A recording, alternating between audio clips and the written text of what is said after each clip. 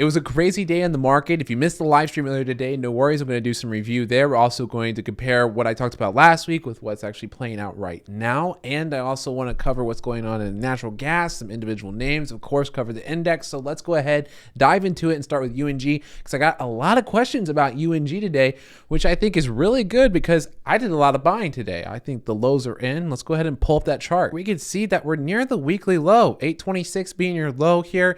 We're at 850 right now. Came even lower than that at some points of the day. I think we touched like 843. Looking at this though, a few things. Volumes building up. Sellers look like they're getting filled. The TTM squeeze is starting to roll over on the weekly. This could be a fake out. Maybe we'll touch that low.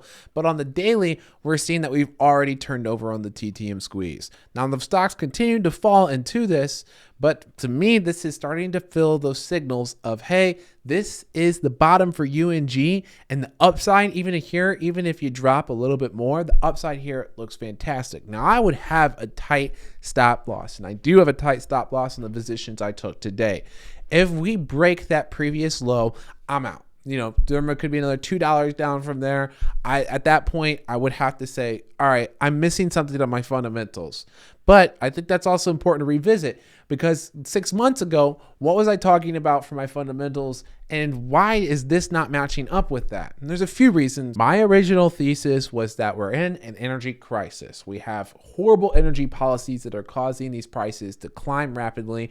And the lawmakers seem to have the perspective of, hey, we're just going to let energy prices climb exorbitantly, and so that poor people will no longer be afford energy and companies will be forced to come up with energy alternatives. Turns out having an anti-human stance isn't what prevailed though. And you know, kind of have to slap the back of my hand for that one, for not believing in humanity, you know, that we would change policies and actually make way for this to change, that wiser minds would prevail, because that's actually what we saw happen. Germany even enacted more oil and coal policies to allow some of that to come in to create more heat in homes so that people didn't get pushed in the winter. But at the same time, which was because winter was one of the theses, at the same time, winter was like pretty warm. I mean, they got lucky. We have to just say it as it is. They got lucky that you had a warm winter, or else this probably wouldn't have played out the way it did. Now, these issues though, a lot of these short-term fixes, and let's also not forget the supply, because you had to take on $1.5 trillion, if my memory is serving correctly, just to rebuild the supply in your reserves to make sure that you didn't have a further energy crisis that accelerated out of control. And even though wiser minds prevailed, they didn't fix everything. There's still a bunch of toxic energy policies in Europe. There's toxic energy policies here in the US. And you know what's most ridiculous about all this is that if you look at a chart of who produces the most carbon, China produces more carbon than us, Europe, and India all combined. So all the things we do to try and prevent or save the environment, it doesn't do anything if China doesn't actually participate as well. And I don't want to get too derailed on that, but at the end of the day, you got lucky because you got a warmer winter than what was expected. You made some changes to the energy policies, but they're still pretty toxic, and you've gotten massive debt so that you could rebuild your supply. The supply will run out. You still need to fix these energy policies, and even if wiser minds continue to prevail, it's going to take time to actually fix that. So UNG, I'm bullish here, especially when we seem to have a double bottom at the lows. I think there's a lot of upside here. Like I said before, I'd have a tight stop loss, but I think the risk reward here is great for a trade. And now let's go into the big winner. I had a lot of great plays today actually during the live stream, but into the close, I bought these calls of Meta. If you watched the live stream, I was back and forth on this as well. Then someone reminded me that the earnings was actually at the close today. I was so caught up by the FOMC and the wild market that we had that it wasn't really on the front of my mind. But I was thinking, okay, what would Meta need to do to actually climb on this earnings report?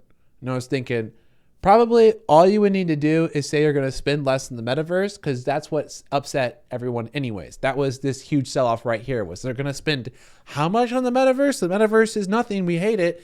And I don't actually even agree with that sentiment, but I think if they just brought down that bill a little bit, we've already seen some job cuts. We've already seen some hints that they're going to be pulling it back a bit.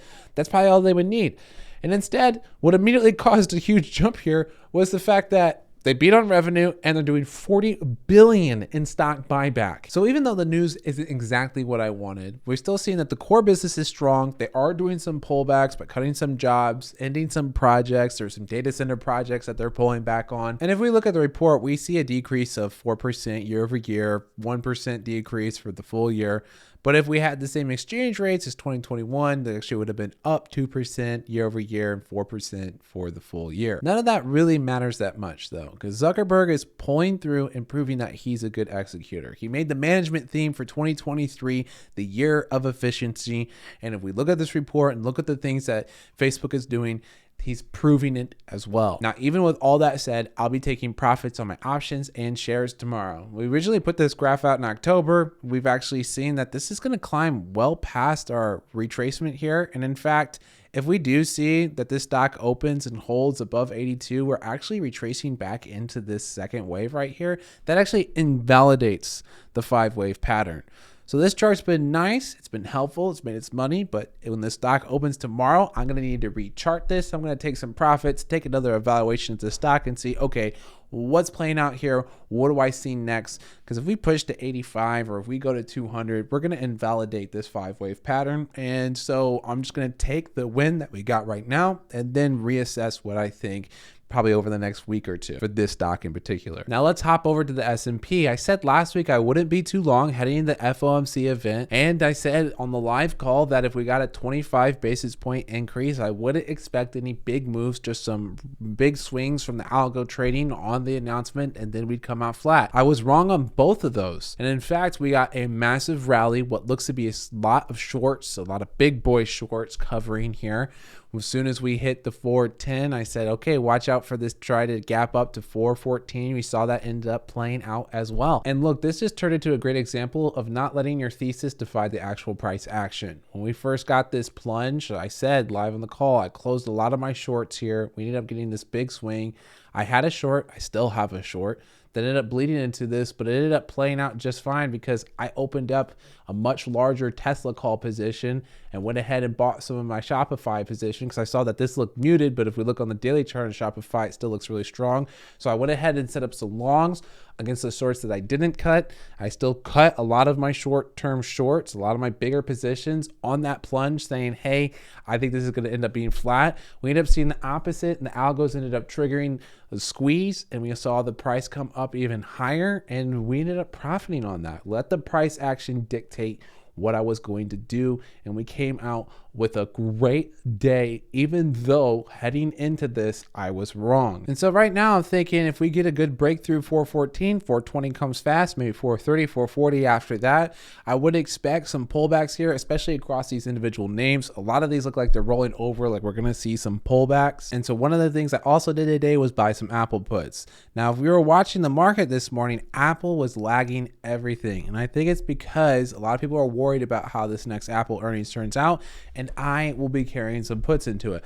Now I'm like 1 in 5 for Apple earnings. I think on what Apple earnings, we actually got some capitulation there, but most of the time this company is really strong heading into earnings.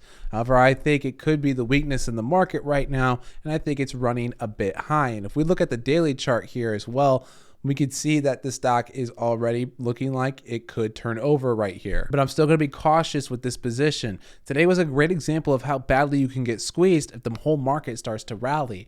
And we saw, this climb $4, even though it was one of the weakest members of the S&P today. And like I said for the SPY, if 414 breaks, I think a lot of people start piling into this market, starting to really feel some serious FOMO of, wow, I've been sitting on cash, or I've been short this whole time. This thing just wants to keep going, melting up. And then once people get one-sided and once the market starts rallying to 430, 440, then you can go ultra short because the market's one-sided. There are these big hedges, and then we'll likely get a final plummet. Maybe. We'll see. At this point, I don't really know. but we'll make money no matter what happens. Remember, it's not the strongest or the smartest that survives. It is the most nimble, the most adaptable. And that's what I'm going to keep doing, is be adaptable. So make sure you check out that Discord link down below. Join the community of other traders and experts. I was going to talk about some other individual names, but this video is already getting a bit long and I'm getting sleepy. So I'm going to go ahead and call it here, and I'll see you next week. Oh, and hey, like and subscribe. It helps a ton and I appreciate it.